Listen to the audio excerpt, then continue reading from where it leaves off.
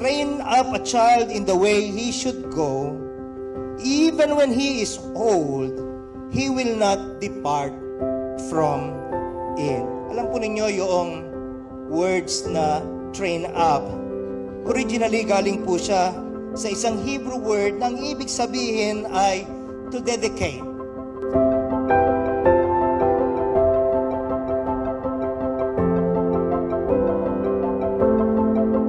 Getting together this morning is Thanksgiving dedication. So ito po pala ay simula. Ito'y pagsisimula, to initiate, to inaugurate. Ano ang sinisimulan? Well, in light of this definition of the words train up, Ted and Gladys, magsilbi nawa ang araw na ito na siyang pagsisimula ng pagtatalaga ninyo kay Baby Sky. You see, we do not only dedicate Baby Sky to the Lord, you also, as His parents, dedicate yourselves, committing yourselves to this very serious responsibility.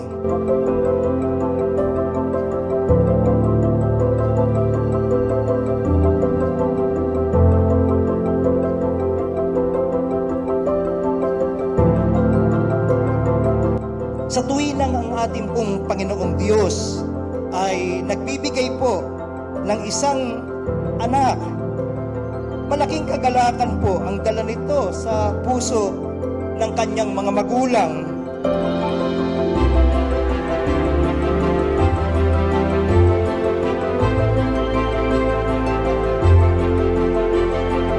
May the Lord make His face shine on you and be gracious to you.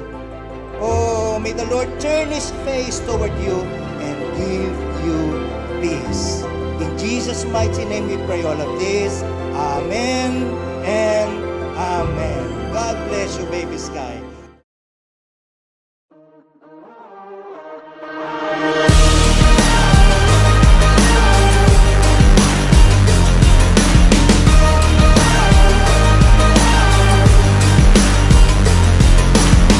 Bakit Schneisel Sky? Unang-una kasi na magkaroon siya ng pangalan, pero I don't want it to be complicated na hindi siya matandaan ng tao. So we came up with two names, Sky and Schneisel. Sky is, of course, from the word itself, Sky, blank canvas siya. Sabihin, he is open for new journeys with the people that we have established with, and with the people he's going to be with during his journey into his life. And now that he has been christened as a Christian, yung Schneisel naman is just, I find it somewhat cool. Pagka narinig kasi ng tao yung pangalan niya, it's more of a, it will be recalled by the people. Although di nila ma-pronounce, may Sky naman. So yun yung dahilan. Isang complicated name saka isang not so complicated name.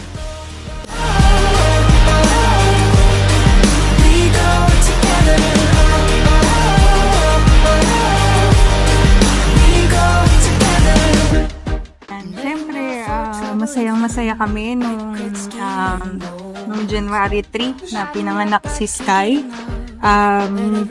Siya ay naging blessing sa aming mag-asawa at wala siyang dinala kundi happiness sa aming buong pamilya.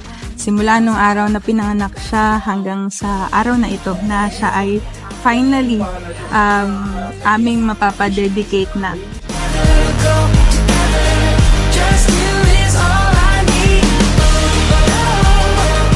I hope and pray that you will grow up with Christian values and healthy and successful.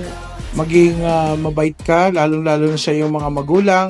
Dapat meron kang concern sa iyong kapwa at lipunan. Mag-aral ka mabuti na anak.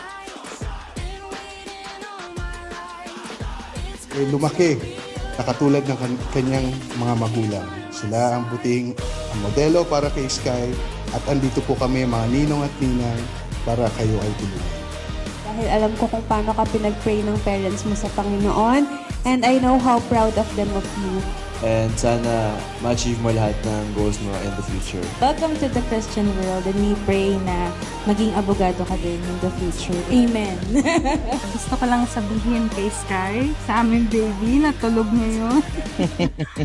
Ay, syempre, mahal na mahal ka namin, anak. At isa kang blessing. At love na love ka namin ni Dad forever. Paglaki mo, ay yung nakikita mo to, siguro, under ka following decades, unang-una, ilan na ba girlfriend mo? De, joke lang. De, whatever it is that have come or intervened during this time, gusto ko sabihin sa'yo, anak, na proud ako sa'yo no matter what.